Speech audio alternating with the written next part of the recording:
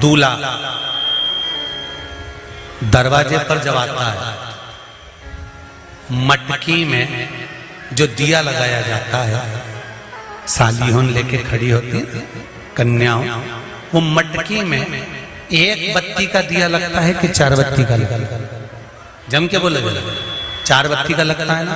4 बत्ती का दिया, क्योंकि हमारे यहाँ शुभ कार्य हो रहा है, 4 बत्ती का दीप लगा। तुम्हारे यहाँ प्रतिदिन घर में आरती करते होगे, तो जो घी के डब्बे में भींगी भींगाई बत्ती रखी रहने, उसको निकाल के धर देते।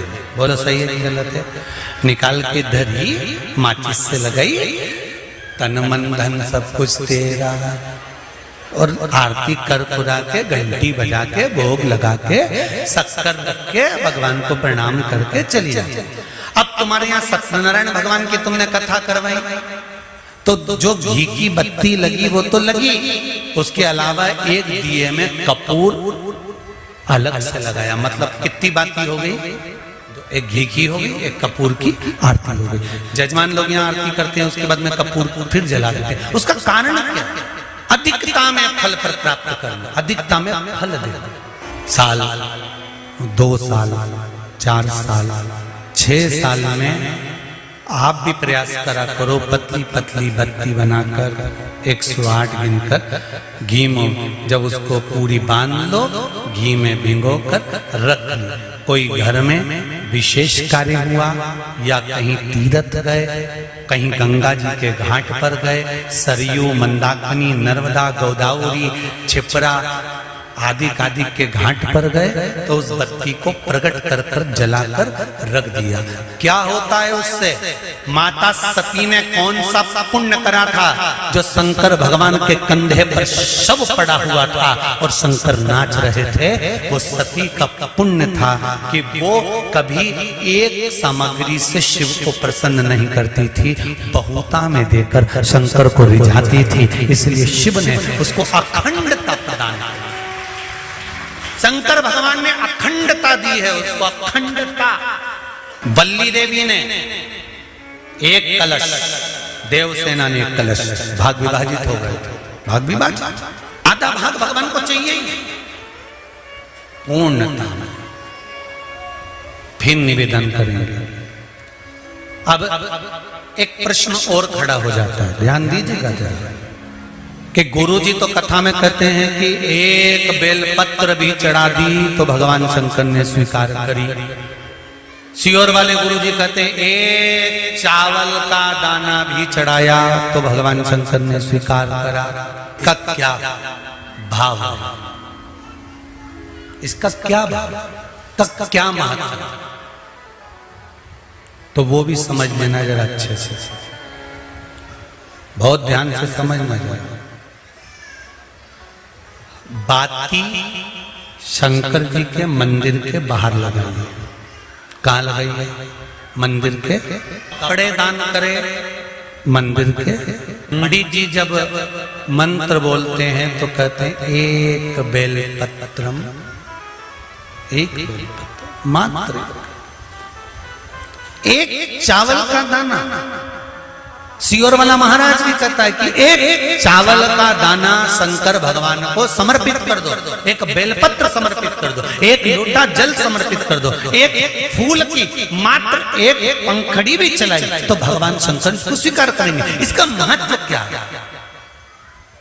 तो लिंग पुराण में लिखा है, जब शंकर भगवान पर, शिवलिंग पर कोई एक वस्तु भी समर्पित होती है तो वहां शंकर जी का नाम बदल जाता है और शिव जी का नाम लक्षेश्वर महादेव हो जाता है। कौन से महादेव हो जाते हैं? लक्षेश्वर। शंकर भगवान को जब एक चावल का दाना, एक वस्तु, एक सामग्री शिव को समर्पित करी जाती है, वहां शंकर लक्षेश्वर महादेव हो जाते हैं। लक्षेश्वर का मतलब क्या होता है कि एक बेलपत्र समर्पित करी तो शंकर भगवान ने उस बेलपत्र को 1,00,000 बार स्वीकार कर लिया। एक चावल के दाने को 1,00,000 बार स्वीकार कर लिया। शंकर भगवान लक्षेश्वर महादेव बन गए। लाखों की संख्या में शंकर भगवान के स्वरूप वहां पर प्रकट। आप में से कितने लोग हैं जो क्षिप्रा नहाए थे? आप में से कितने लोग हैं जो नर्मदा नहाए? आप में से कितने लोग हैं जो गंगा नहाए? आप में से कितने लोग हैं सरयू नहाए? कहीं ना कहीं किसी पवित्र नदी में आप लोगों ने स्नान जरूर करा होगा। बोलो करा कि नहीं करा? जितने लोग कथा सुन रहे हैं उनने भी करा होगा, जितने फेसबुक यूट्यूब पर सुन रहे हैं उनने भी करा होगा। किसी ना किसी पवित्र नदी में आपने, हमने, सबने स्नान करा होगा। अब स्नान तो हम कर लिए, उस गंगा नदी में हम नहाए, तो गंगा नदी में हमने स्नान करा और स्नान कर कर बाहर निकले तो हमको 1.25 लाख बार स्नान का पुण्य मिल जाए। उसके लिए क्या करना पड़े? एक डुबकी लगाए हो महाराज और कह रहे हो कि 1.25 लाख डुबकी का फल चाहिए, तो क्या करोगे? 1.25 लाख डुबकी का फल पाने के लिए क्या करना पड़ेगा? केवल एक काम, जिस पवित्र नदी का स्नान कर रहे हो उस पवित्र नदी की बालू का, बालू मतलब रेत का, बालू का शिवलिंग का निर्माण करना, उसका पूजन करना, पूजन कर कर जो बत्ती जोड़कर 108 बत्ती बनाई है, पूजन कर कर एक दिए में वो बत्ती, उस जो बालू का शिवलिंग बनाया है, पार्थिव शिवलिंग का निर्माण करा है, जो तुमने किसी गंगा, सरयू, नर्मदा, क्षिप्रा, मंदाकिनी, नर्मदा आदि पवित्र नदियों के तट पर स्नान करते समय तुमने जो शिवलिंग बनाकर पूजन करा है, उसके सामने वो बाती को जला देना, उसी से आरती उतार लेना, वो बाती वहां लगाकर छोड़ देना और छोड़ने के बाद उस शिवलिंग का फिर विसर्जन कर देना। विसर्जन कर कर उसी जल को अपने ऊपर छींट लेना। 1.25 लाख डुबकी का फल एक ही क्षण में प्राप्त होता है। इसको लक्षेश्वर महादेव कहते हैं, इसको लक्षेश्वर महादेव कहते हैं। महाराज कितना फल है? एक चावल का दाना समर्पित करने का कितना फल है? एक बेलपत्र समर्पित करने का कितना फल है? एक पुष्प की एक पंखड़ी समर्पित करने का कितना फल? और समझ लो, ब्राह्मण को हम दक्षिणा देते हैं, भांजा भांजी को हम भेंट देते हैं, बहन बेटी को हम कुछ रुपए देते हैं, जिस लिफाफे में रुपए को रख कर दिया जाता है उसमें एक का सिक्का पहले से लगा होता है। बोलो सही है कि गलत है? क्यों? समता में नहीं बढ़ाकर दिया गया, बहुत अधिक कर कर दिया गया। हमने अगर अधिक कर कर दिया है तो उसका फल भी हमको अधिकता में प्राप्त। अधिक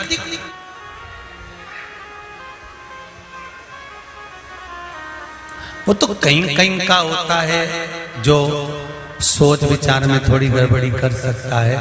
एक हमारे मित्र हैं, एक जगह जन्मदिन पर गए तो वहां उन्होंने जन्मदिन पर उन्होंने 5 रुपए लिफाफे में रखे। तो हमने कह दिया, क्यों रे ओ प्रकाश, उसके यहाँ जन्मदिन पर जा रहा है और 5 रुपए रख रहा है? तो क्या हमने जन्मदिन मनाया था 8 साल पहले, तब उसने भी तो 5 रुपए रख के दिए थे। तो हमने कहा 8 साल पहले 5 रुपए की महत्वता थी, अब तो 5 का 10 हो गया, तो 10 तो दो। हमारे यहाँ पहला सा नियम था, बहन बेटी जितनी बार आती थी ना, जितनी बार आती थी, घर की बहुएं उसकी झोली में थोड़ा सा चावल, दाल, जो भी घर में होता था वो डालती थी। भले वो लेकर नहीं जाती थी, इतना सा दाना पल्लू में बांधा और लेकर चली गई, भले वो वहीं छोड़ गई, पर उसकी झोली कभी खाली कर नहीं भेजते। आप में भी जितने लोग बैठे, ऐसा नियम पहले था। अब आज का जमाना तो बड़ा विचित्र हो गया कि बहन बेटी से आस लगाकर बैठते हैं। जैसे ही आई तो पहले सोचते हैं राखी पे कितने भतीजों के कपड़े लेके आई है, कितने भाई के कपड़े लेकर आई है। अब तो आस लगाकर बैठते हैं कि ये लाई हो। और भाई और भाभी को बहन से आस नहीं लगाना चाहिए, भाई और भाभी को तो बहन लेकर आए चाहे ना आए, फर्ज हमारा है कि हमारे दरवाजे से हमारी बहन बेटी खाली ना जाए, तो हमारा दरवाजा भी कभी खाली नहीं।